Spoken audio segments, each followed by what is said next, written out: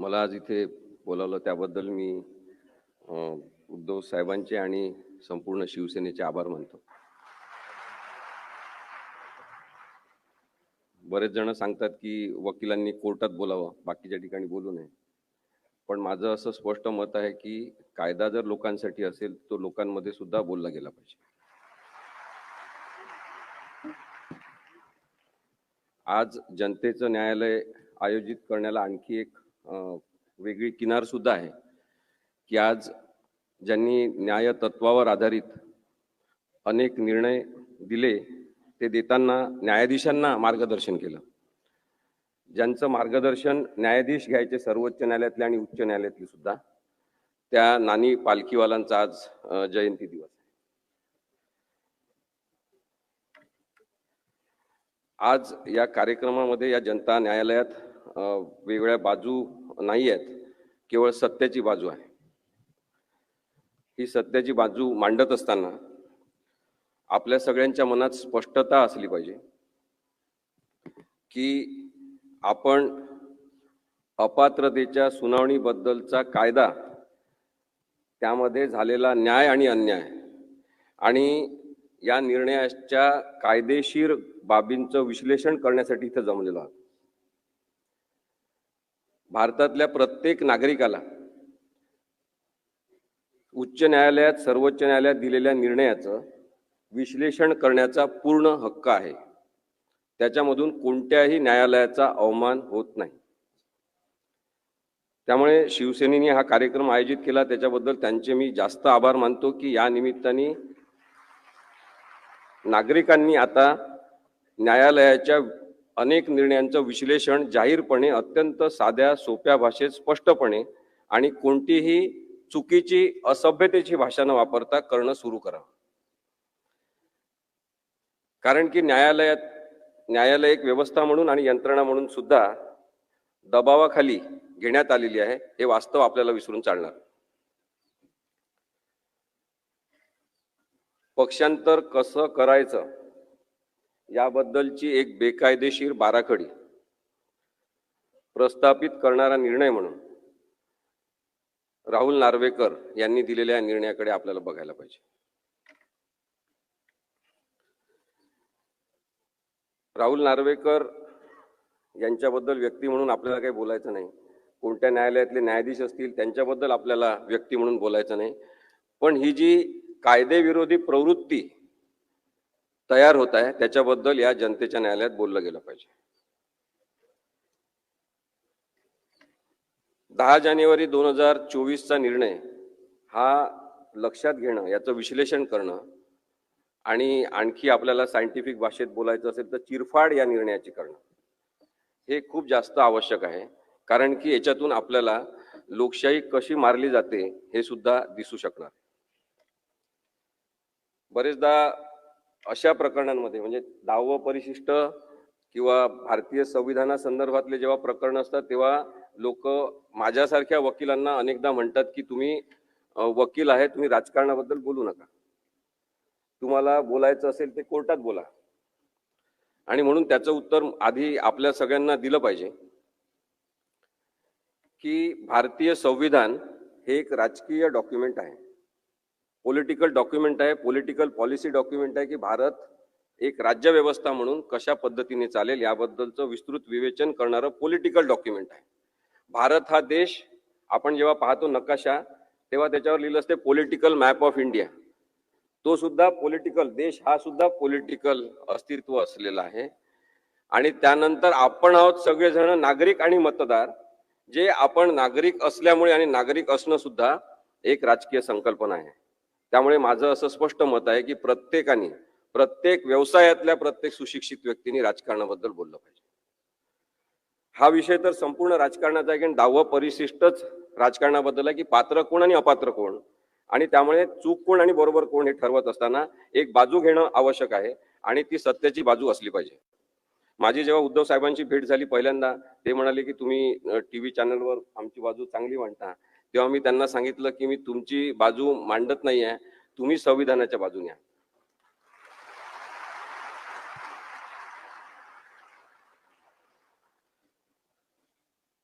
पक्षांतर बंदी कायदा हे नाव आहे 10व्या परिशिष्टाचं. कोणीही सामान्य माणूस आज पक्षांतर बंदी कायद्याबद्दल जाणून आहे, त्याला माहिती झालं की पक्षांतर बंदी कायदा काय आहे, आणि त्यासाठी एकनाथ शिंदे, त्यांना फूस लावणारे देवेंद्र फडणवीस, या सगळ्यांचे आपण आभार मानले पाहिजे की कायदेविषयक प्रबोधन एवढ्या मोठ्या प्रमाणात त्यांनी घडवून आणलं. 10व्या परिशिष्टामध्ये पक्षांतर बंदी कायदा जो आहे त्याचं स्पष्ट नाव आहे पक्षांतर बंदी कायदा. पक्षांतर सोप्या पद्धतीने करण्यासाठीचा कायदा असं काही त्याचं नाव नाही. यामध्ये संविधानिक नैतिकता आणण्याचा जो प्रयत्न राजीव गांधींनी 1985 साली केला की लोक कोणत्याही पक्षातून उठून कधी पण कोणत्या पक्षात जात होते, त्यामुळे अस्थैर्य निर्माण होत होतं आणि राजकीय अस्थैर्य निर्माण होऊ नये आणि राजकीय पक्ष चालवणाऱ्या लोकांना सतत वॉचमनची भूमिका करावी लागू नये, विश्वासार्हता असली पाहिजे, प्रामाणिकता असली पाहिजे, आपल्या पक्षाची एकनिष्ठा असली पाहिजे, ज्याच्यामुळे तो एक कमी महत्वाचा असलेला विषय बाजूला राहील आणि महत्वाचा विषय म्हणजे राज्य प्रशासन ते चांगल्या प्रकारे चालवता येईल.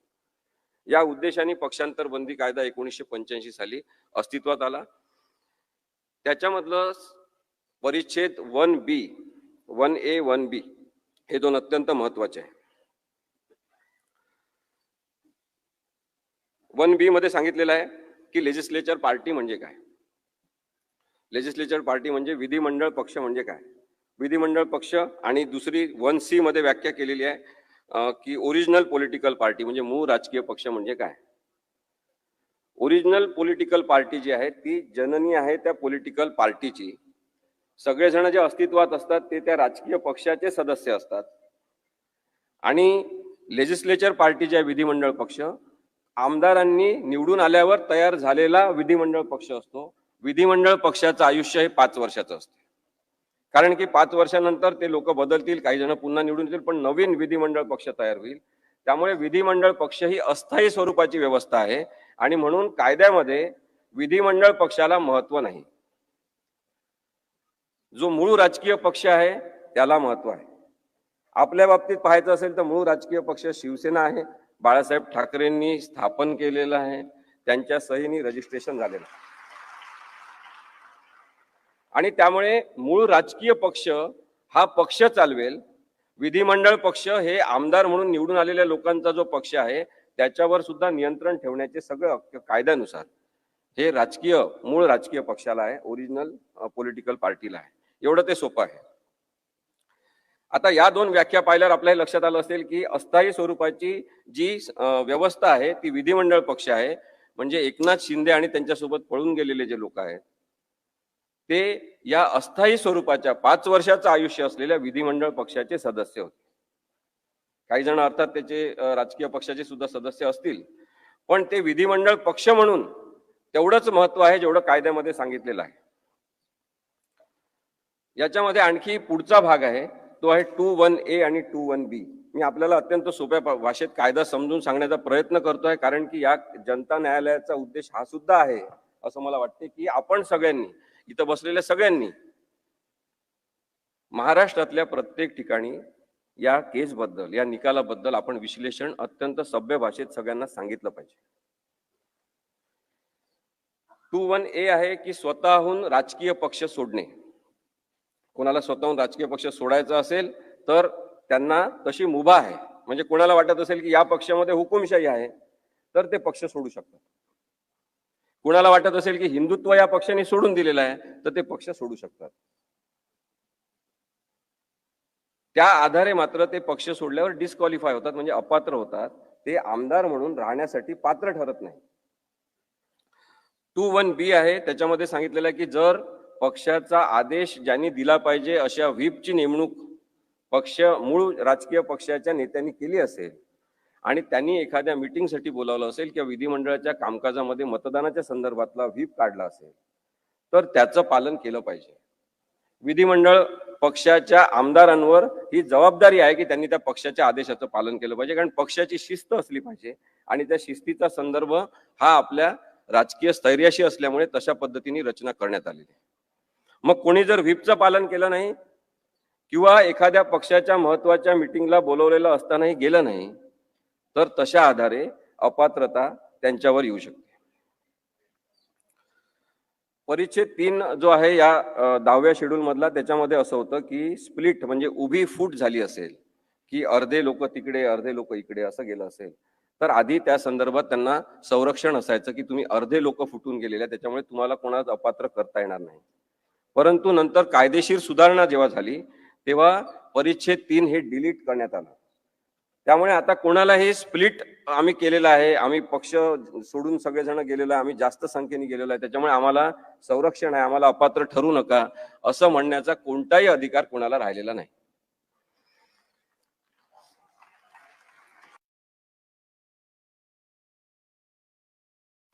मग आता जर पक्ष सोडला असेल कोणी, तर त्यांना हक्क काय आहे की ते एका दुसऱ्या राजकीय पक्षामध्ये त्वरित विलीन होऊ शकतात. ते एखादा आपला गट स्थापन करून त्या गटाला गट म्हणून मान्यता, राजकीय गट म्हणून मान्यता मिळवून नंतर एखादा राजकीय पक्ष काढू शकतात. पण आपल्याला हे माहिती आहे की एकनाथ शिंदे आणि त्यांच्यासोबत मी पळून गेलेल्या, असंच म्हणतो नेहमी, पळून गेलेल्या आमदारांनी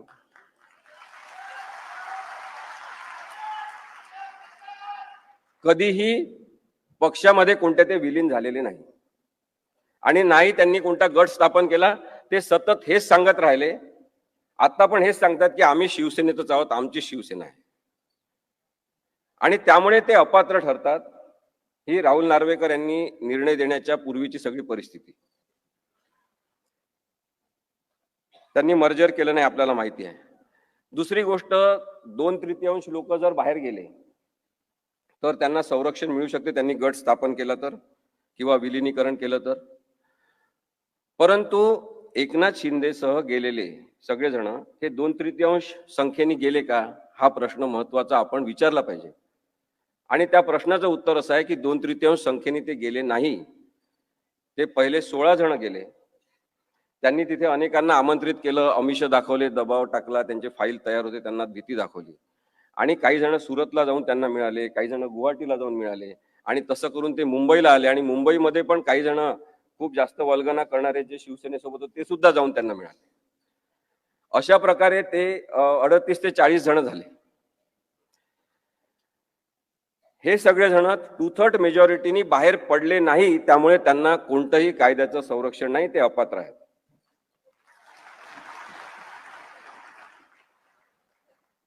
आता पॅरेग्राफ 5 जो आहे या कायद्याचा, त्याच्यामध्ये एक्सेप्शन्स दिलेले आहेत की कोणत्या परिस्थितीत अपात्र ठरणार नाही. त्याच्यामध्ये आता मी जे सांगितलं तेच लिहिलेलं आहे, पण एक महत्वाचा मुद्दा त्याच्यामध्ये आहे आणि तो आपण राहुल नार्वेकर यांच्या बाबतीत लक्षात घेतला पाहिजे.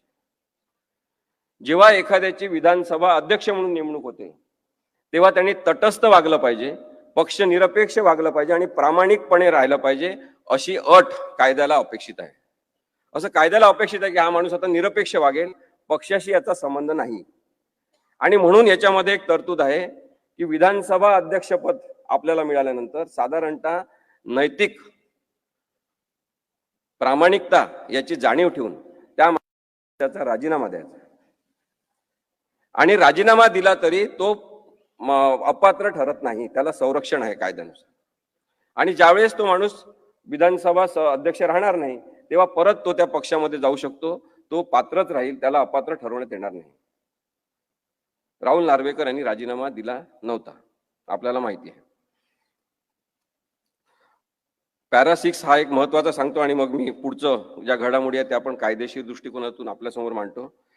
पॅरेग्राफ 6 जो आहे त्याच्यामध्ये सांगितलेलं आहे की विधानसभेच्या संदर्भात किंवा 10 शेड्यूलच्या संदर्भात कोणी अपात्र ठरू शकतात का किंवा अपात्र ठरवले गेले पाहिजे का, या संदर्भातला मुद्दा जेव्हा तयार होईल तेव्हा त्याची सुनावणी विधानसभा अध्यक्षांसमोरच झाली पाहिजे, असं पॅरेग्राफ 6 मध्ये म्हटलेलं आहे.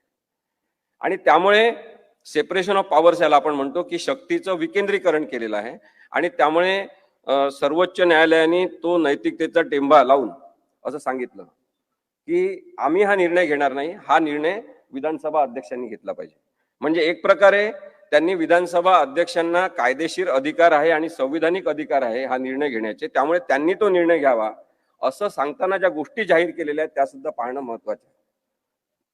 विधानसभा अध्यक्षांनी सुप्रीम कोर्टच्या या सगळ्या निर्णयाचा त्यांना अधिकार अपात्रतेचे तुम्ही वापरा आणि तुम्ही अपात्र म्हणून जाहीर करा हे सांगितलं विश्वासाने, त्याचा विश्वासघात सुप्रीम कोर्टाचा कसा केलेला हे सुद्धा मी पुढे सांगणार. आता हा कायदा झाला, एवढं सगळ्यांना समजलं असेल. आता या कायद्याचा अर्थ कसा काढायचा? जेव्हा एखादी शंका निर्माण झाली, एखादी गडबड झाली किंवा एखादी अशी परिस्थिती अपात्रतेसंदर्भातली निर्माण झाली, तर या कायद्याचा अर्थ कसा काढायचा? कोणताच कायदा असं म्हणत नाही की तुमच्या मनाला वाटेल तसा अर्थ काढा. कायद्याचे अर्थ काढण्यासाठी आम्हाला इथे काही वकील पण बसले, त्यांना माहिती असेल की कायद्याचा अर्थ कसा काढायचा या संदर्भात आम्हाला लॉ कॉलेजमध्ये शिकवलं जाते.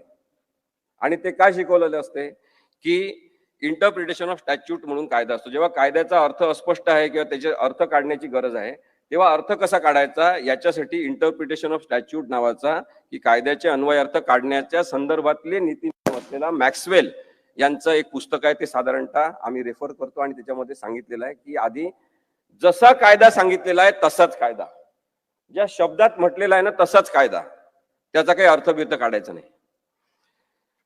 समजा त्याच्यातून काही कळत नसेल तर मग त्या कायद्याचा उद्देश काय, रिझन आणि ऑब्जेक्टिव्ह असं आम्ही त्याला म्हणतो की तो कायदा करण्याचा उद्देश काय तो लक्षात घ्यायचा आहे. मग आता पक्षांतर बंदी कायद्याचा उद्देश काय आहे? पक्षांतर थांबवणं हा उद्देश आहे. पक्षांतर कोणी करू नये हा उद्देश आहे. त्याच अर्थाने त्याचे अर्थ काढले गेले पाहिजे कायद्याचे. चौथा आहे की डायरेक्टिव्ह प्रिन्सिपल्सच्या आधारे आपण त्याचे अर्थ काढले पाहिजे. पाचवा आहे की बेसिक स्ट्रक्चर जे कॉन्स्टिट्यूशनचं आहे त्याच्यामध्ये मूलभूत ढाच्यामध्ये काय अपेक्षित आहे तो संविधानाचा उद्देश लक्षात घेऊन अर्थ काढला पाहिजे. आणि पाचवा आहे की एक सर्व समावेशक व्यापक असा अन्वयार्थ काढला पाहिजे, त्याला होलिस्टिक अप्रोच असं कायद्यात म्हणतात, तो घेतला पाहिजे आणि त्याच्यानुसार कायद्याचे अर्थ काढले पाहिजे. आता या सगळ्या 4-5 तत्वांवर राहुल नार्वेकर यांनी आपली बुद्धिमत्ता लावली आहे का हे बघा. ते पण लॉ ग्रॅज्युएट आहेत, कोणत्या कॉलेजमध्ये शिकले, कशा प्रकारे अर्थ काढले. सगळेच जे अशा प्रकारच्या ट्रिब्युनलवर बसणार आहेत, अनेक जण जे न्यायाधीश होणार आहेत, ते असे वागणार असतील तर मग कायद्यावर विश्वास राहील का, हा सुद्धा विचार आपल्याला करण्याची गरज आहे. अपात्रतेचे हे प्रकरण थेट अध्यक्षांकडे गेलेलं नव्हतं हे आपण समजून घ्या. अपात्रतेचं हे प्रकरण थेट अध्यक्षांकडे गेलं असतं तर कदाचित त्याचा अर्थ आपल्या मनाने त्यांनी जसा काढलाय तसं काढणं आणखी जास्त सोपं झालं असतं. पण हे प्रकरण थेट त्यांच्याकडे गेलेलं नाही, तर हे आधी सर्वोच्च न्यायालयात प्रकरण गेलं. मग सर्वोच्च न्यायालयाने जे निरीक्षण नोंदवलेले आहेत ते बघितले पाहिजे आपण आणि त्याच्यानुसार आपल्याला विचार करता आला पाहिजे. आणि तो राहुल नार्वेकर यांनी करण्याची जबाबदारी त्यांच्यावर होती. सर्वोच्च न्यायालयाने सांगितलं की अध्यक्षांचा निर्णय म्हणजे राहुल नार्वेकर हे जे अध्यक्ष झाले त्यांनी जो निर्णय घेतला आणि त्याच्यामध्ये शिवसेना आपले ते एकनाथ शिंदे यांना लीडर म्हणून मान्यता दिली, तो निर्णय बेकायदेशीर आहे असं 123 नंबरच्या परिच्छेदामध्ये सुप्रीम कोर्टाने म्हटलेलं आहे. 156 नंबरच्या परिच्छेदामध्ये म्हटलेलं आहे सुप्रीम कोर्टाने की इलेक्शन कमिशन ऑफ इंडियाने काही निर्णय दिला ही केस सुरू असताना आणि त्याच्यानंतर हे अध्यक्षांकडे प्रकरण गेलं असेल तरी इलेक्शन कमिशन ऑफ इंडियाने जो काही निर्णय दिला असेल, शिवसेना कोणाची धनुष्यबाण कोणाचं, याचा कोणताही प्रभाव स्वतःवर न ठेवता अध्यक्षांनी निर्णय घ्यायचा. परिच्छेद 206D याच्यामध्ये सांगितलेलं आहे की विधिमंडळ पक्ष व्हीप नियुक्त करू शकत नाही. विधिमंडळ पक्ष म्हणजे कोण? निवडून आलेले आमदार, ते ठरवू शकत नाही व्हीप कोण आहे. त्यांनी स्पष्टपणे सांगितलं की मूळ राजकीय पक्ष व्हीप नेमू शकतात. अध्यक्षांनी ओरिजिनल राजकीय पक्षांनी नियुक्त केलेलाच व्हीप मान्य केला पाहिजे. 111 आणि 110 परिच्छेद जे आहेत सर्वोच्च न्यायालयाच्या निर्णयाचे, त्याच्यात त्यांनी सांगितलं की 10व्या परिशिष्टाच्या संदर्भात निर्माण झालेला अपात्रतेचा राजकीय पक्षाने म्हणजे उद्धव ठाकरे यांनी नेमलेला व्हीप कोण, त्या आधारेच निर्णय झाला पाहिजे. एवढं स्पष्ट सांगितलेलं आहे. 119वा परिच्छेद, मी थोडंसं हे कायदा काही खूप इंटरेस्टिंग करता येत नाही पण आपल्याला आज या न्यायालयामध्ये हे समजून घ्यायचं आहे. खरं तर एकनाथ शिंदे नंतर राहुल नार्वेकर त्यांच्या मागे एक ताकद म्हणून उभे असलेले देवेंद्र फडणवीस यांनी हा कायदा फार इंटरेस्टिंग केलेला आहे. पण त्या घडामोडींच्या पलीकडे कायदा आपल्याला समजून घ्यायचा आहे. त्यामुळे आपण हे समजून घेतलं पाहिजे की 119व्या परिच्छेदामध्ये काय म्हटलेलं आहे की 3 जुलै 2022 रोजी भरत गोगावले यांना अध्यक्षांनी शिवसेनेचा व्हीप म्हणून मान्यता दिली. तो निर्णय बेकायदेशीर आहे असं सर्वोच्च न्यायालयाने सांगितलं. त्यांनी कारण दिलेलं आहे, कारण एका फुटलेल्या गटाने केलेल्या ठरावाच्या आधारे नियुक्ती हा राजकीय पक्षाचा निर्णय नव्हता असं सांगितलेलं आहे.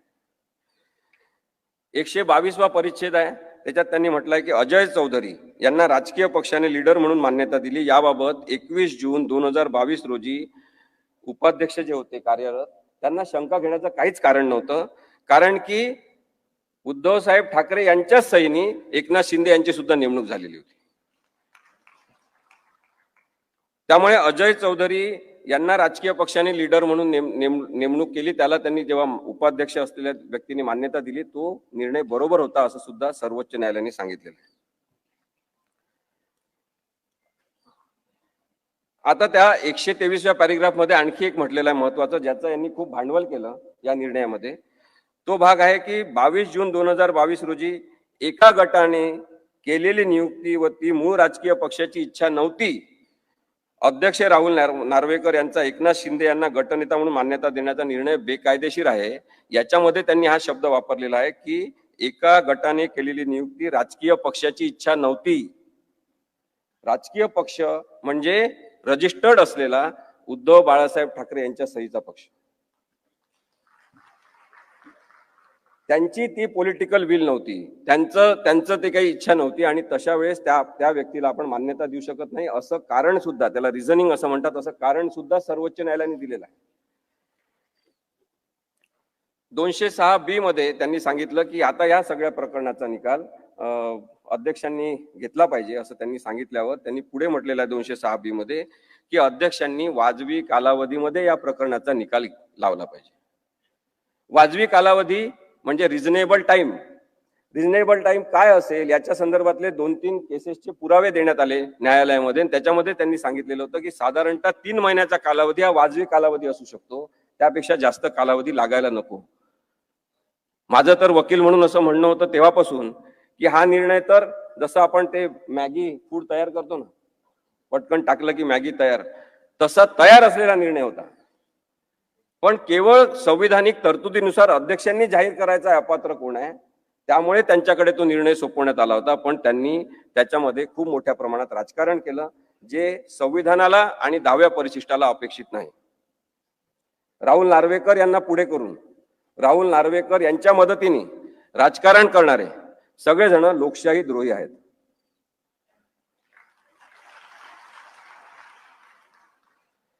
अध्यक्षांनी मूळ राजकीय पक्षाने नियुक्त केलेला व्हीप मान्य करावा व पार्टीची घटना काय या संदर्भात निर्णय घ्यावा असं त्यांना सूचित करण्यात आलं होतं. चौकशी करावी असं म्हटलं तर इन्क्वायरी करावी, आणि त्या इन्क्वायरीचा अर्थ त्यांनी असा घेतला की साक्षी पुरावे घेतले पाहिजे. आणि मग त्यांनी एका जनरल मॅजिस्ट्रेट कोर्टात चालतात तसे पुरावे, साक्षीदार बोलवले, पुरावे घेतले, जेव्हा की या कायद्याची समरी प्रोसिडिंग चालली पाहिजे अशीच कायद्याची अपेक्षा आहे. कोर्टाने म्हटलेलं आहे की आम्ही हे सगळे निर्णय दिले, मी तुम्हाला जे आता वाचून दाखवले, त्या निर्णयांच्या प्रिन्सिपल्सवर अध्यक्षांनी निर्णय घ्यायचा. हे जे ज्युडिशियल प्रिन्सिपल्स आम्ही सेट केलेले आहे याच्या आधारे तुम्हाला निर्णय द्यायचा आहे असं सुद्धा या निर्णयामध्ये नमूद करण्यात आलेलं आहे. या निर्णयामध्ये एक आणखी घटक आहे जो अत्यंत महत्वाचा, किंवा तसं पाहिलं तर फालतू माणूस पण महत्वाचा, म्हणजे महत्वाच्या पदावर बसलेला, ते म्हणजे आपले राज्यपाल.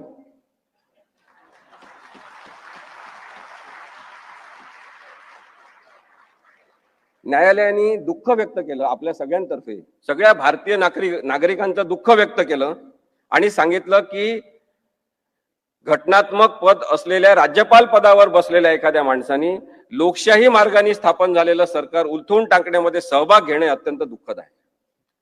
अशा प्रकारची तारीफ या राज्यपालांची केलेली आहे. राज्यपालांची भूमिका या संदर्भात पूर्ण संशयास्पद राहिलेली आहे. त्याबद्दल आपण आता जास्त न बोलता पुढची जी टेस्ट त्यांनी सांगितली होती ती मी आपल्याला सांगतो. त्यांनी सांगितलं की आमच्या नोट्स रेफर करून निर्णय दिला पाहिजे, ते प्रिन्सिपल पाळलं पाहिजे, आणि म्हणून ट्रिपल टेस्ट म्हणजे त्रिसूत्री एक निकषांची ती पुढे आली. त्याच्यामध्ये असं आहे की पार्टीची घटना काय, नेतृत्व रचना काय म्हणजे लिडरशिप स्ट्रक्चर काय आहे, आणि विधिमंडळातील बहुमत काय आहे. याच क्रमाने जर लक्षात घ्यायचं असेल तर मग पहिले पार्टीची घटना लक्षात घेतली पाहिजे, असं म्हणून त्यांनी एक नवीन प्रकार काढला. त्यांनी इलेक्शन कमिशन ऑफ इंडियाला पत्र पाठवलं.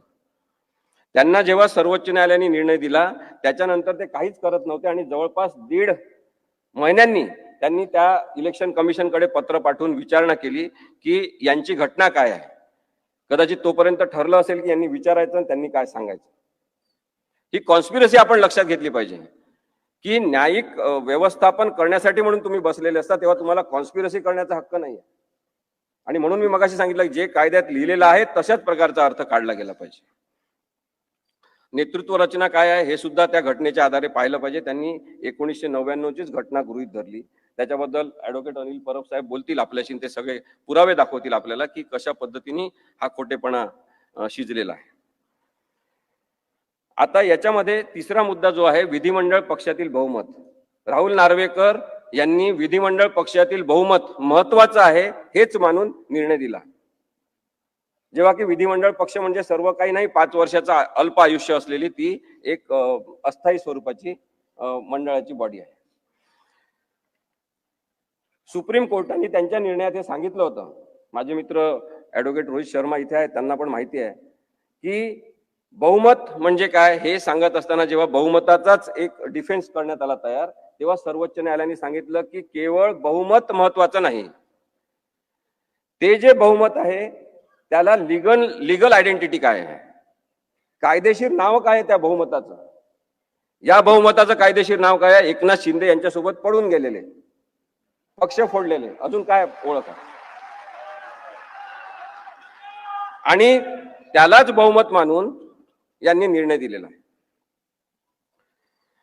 राहुल नार्वेकर म्हणतात एकीकडे मग नंतर की इंटर पार्टी डिस्प्यूट आहे, हे पक्षांतर्गत आहे. आपण हे समजून घेतलं पाहिजे की राहुल नार्वेकर यांनी असं निरीक्षण नोंदवणं आणि तुम्ही सुद्धा अपात्र नाही, तुम्ही सुद्धा अपात्र नाही, सगळेजण आपल्या घरी जा, अशा पद्धतीचा निर्णय देणं हा सर्वोच्च न्यायालयाचा घोर अपमान आहे. कारण की सर्वोच्च न्यायालयाने 10व्या परिशिष्टाची केस म्हणून ही चालवलेली आहे.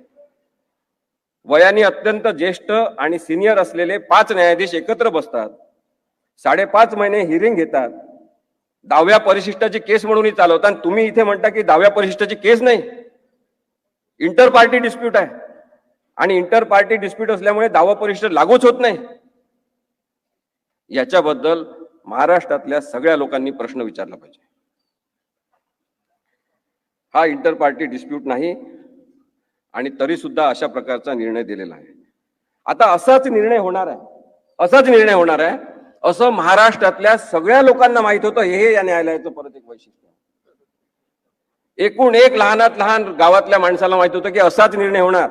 मी जिथे जिथे जायचो, आमची निर्भय बनवची सभा असायची, तेव्हा तुम्ही काही सांगावं ते उद्धव साहेबांच्या विरुद्धच निकाल लागणार. एवढी गॅरंटी लोकांमध्ये बेकायदेशीरते निर्माण झालेली आहे की अन्यायच होणार असं निर्माण झालेलं आहे. हे चित्र काही लोकशाहीसाठी चांगलं आहे का? हा प्रश्न महाराष्ट्रातल्या संपूर्ण जनतेने विचारला पाहिजे असं माझं मत आहे. अन्याय होणार, चुकीचेच होणार, हा जो लोकांचा विचार होता त्याचा अपेक्षाभंग राहुल नार्वेकर यांनी केला नाही, मात्र लोकशाहीचा अपेक्षाभंग केलेला आहे, संविधानाचा अपेक्षाभंग केलेला आहे. माझं म्हणणं आहे की संविधानाची हत्या केलेली आहे.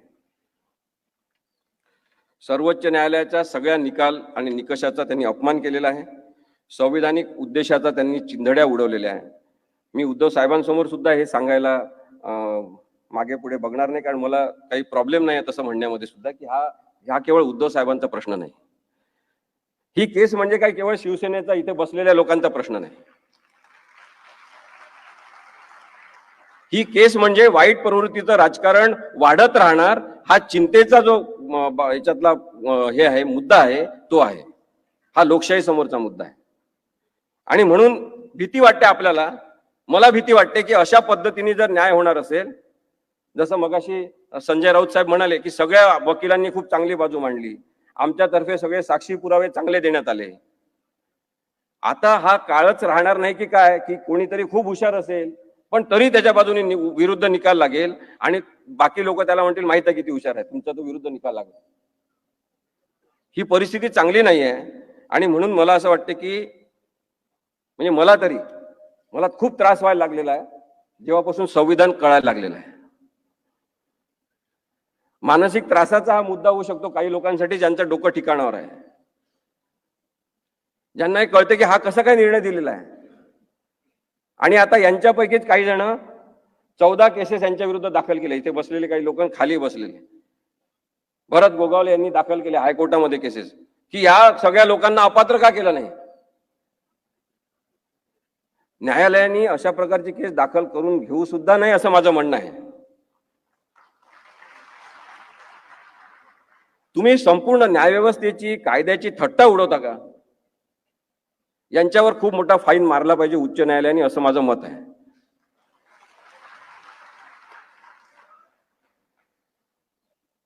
एक शेवटचं सांगतो आणि थांबतो. 2 मित्र होते आणि ते दोघं जण भेटले पारावर. तर तो मित्र म्हणाला की माझ्या बकरीने अंड दिलं आहे. तो म्हणाला रे बकरी कुठे अंड देत असते का? नाही माझ्या बकरीने दिलाय अंड. तर तो खूप भांडायला लागला. तेव्हा तो म्हणाला चल मी दाखव तुला. चल म्हणे दाखव बकरीने कसं अंड दिलं. घरी गेले ते त्याच्या. तर त्यांनी त्याच्या कोंबडीचंच नाव बकरी ठेवलं.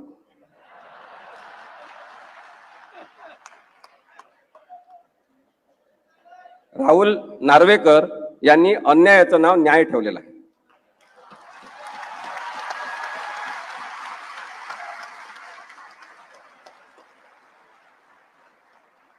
दुसरीकडे खूप मोठा भ्रष्टाचार न्यायव्यवस्थेत वाढत आहे याच्याबद्दलची चिंता मी नक्की व्यक्त करीन.